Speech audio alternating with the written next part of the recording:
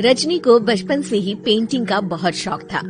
वो हमेशा से ही पेंटर बनना चाहती थी, पर उसके माँ और पिताजी ने उसको कभी भी इस चीज के लिए सपोर्ट नहीं किया और उसकी शादी नीरव से हो गई। नीरव रजनी को बहुत प्यार करता था, पर रजनी हमेशा चुपचाप ही रहती। वो इस शादी से खुश नहीं थी। वो ये शादी नहीं करना चाहती थी।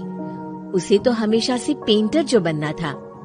अपने इस सपने को वो नहीं पूरा कर पाई, इसलिए वो हमेशा उदास रहती थी। रजनी, बहुत ही बढ़िया फिल्म लगी है, कल देखने चले? नहीं जी, कल मुझे बहुत काम है, मैं नहीं जा पाऊंगी। अच्छा तो कोई बात नहीं, संडे को चलते हैं। देखिए, मुझे फिल्म देखना पसंद नहीं है। आपको जाना है तो चले जाइए। नीरव को मना करके रजनी वहाँ से चली जाती है और अपने बैग को खोलकर उसमें बंद पड़े ब्रश और कलर्स को देखकर रोने लगती है। रजनी, चलो ना कहीं बाहर खाने चलते हैं, कुछ तुम्हारी पसंद का। जी, मुझे नहीं जाना, मेरी तबीयत ठीक नहीं है। रजनी वहाँ से चली जाती है। नीरव को समझ नहीं आता कि रजनी उससे इतना दूर क्यों रहती है।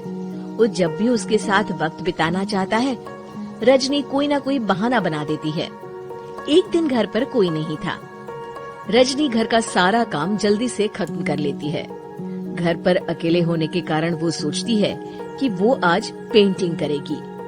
वो अपने कमरे में जाकर पेंट ब्रशेस और कलर्स निकालकर जैसे ही कलर मिक्स कर रही होती है कि दरवाजे पर बेल बज जाती है। अब कौन आ गया इस वक्त? इतनी मुश्किल से तो मुझे पेंट करने का मौका मिला है। रजनी दरवाजा खोलती है तो उसकी सास अपनी सहेलियों के साथ खड़ी होती है और सब घर के अंदर आ जाते हैं। अरे बहू, सबको शरबत बनाकर पिला दे, बाहर तो बड़ी गर्मी है।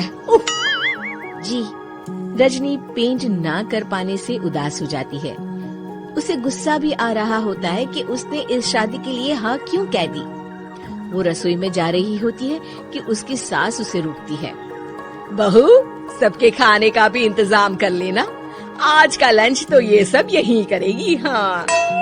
रजनी बिना कुछ कहे रसोई में चली जाती है। सबके लिए खाना बनाती है। सब खाना खाते हैं और रजनी घड़ी देखती है कि ये सब कब जाएंगे ताकि वो अपनी पेंटिंग कर सके।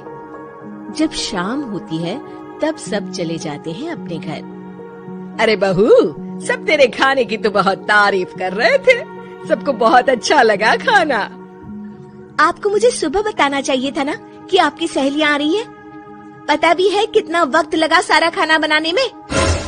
अरे बहू, तू ऐसे कैसे बात कर रही है मुझसे? तो और कैसे बात करूं? मैं इस घर की कोई नौकरानी नहीं हूँ कि इतना काम करूंगी।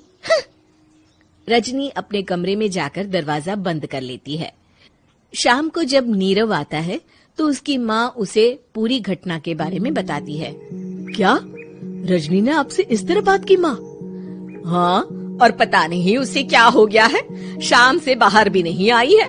मैंने तो कई बार आवाज दी, खाना भी नहीं खाया उसने। तू ही बात करके देख ले बेटा। नीरव अपने कमरे का दरवाजा खटखटाता है। रजनी, दरवाजा खोलो, मैं हूँ। रजनी दरवाजा खोलती है और फिर वापस जाकर अपने बिस्तर पर लेट जाती है। रजनी, माँ से बात करने का ये क्या तरीका है? मैंने कोई गलत बात नहीं की है। अरे तुम क्यों ऐसे बर्ताव कर रही हो सबके साथ? क्या तुम इस शादी से खुश नहीं हो? रजनी कुछ नहीं बोलती। अरे बताओ मुझे रजनी, क्या ये शादी तुम्हारी मर्जी के खिलाफ हुई है? हाँ, मैं ये शादी कभी नहीं करना चाहती थी। तुमसे क्या, मैं किसी से भी शादी नहीं करना चाहती थी। रजनी रोने लगती है।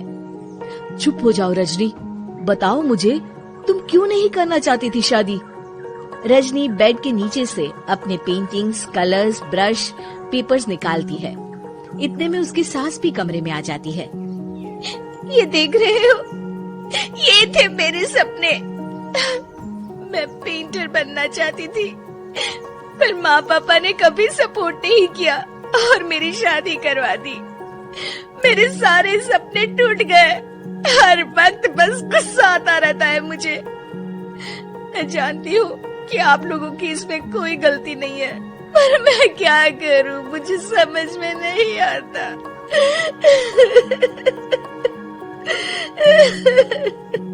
रजनी फूट फूट कर रोने लगती है। मुझे माफ कर दीजिए, आप दोनों के साथ मैं बहुत बुरा बर्ताव कर रही हूँ। अरे रजनी बेटा, चुप हो जाओ तुम। नीरव पानी लेकर आता है। ये लो पानी पियो और शांत हो जाओ। रजनी पानी पीती है और उसकी सास पेंटिंग्स देख रही होती है। अरे नीरव, हमें तो पता ही नहीं था कि हमारी बहू कलाकार है। अरे कितनी अच्छी पेंटिंग्स बनाई है, देखो तो। ये वाली तो मैं अपने कमरे में ले जाऊंगी।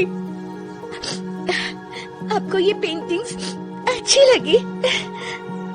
अच्छी नहीं, बहुत अच्छी लगी। और तुमने हमें बताया क्यों नहीं?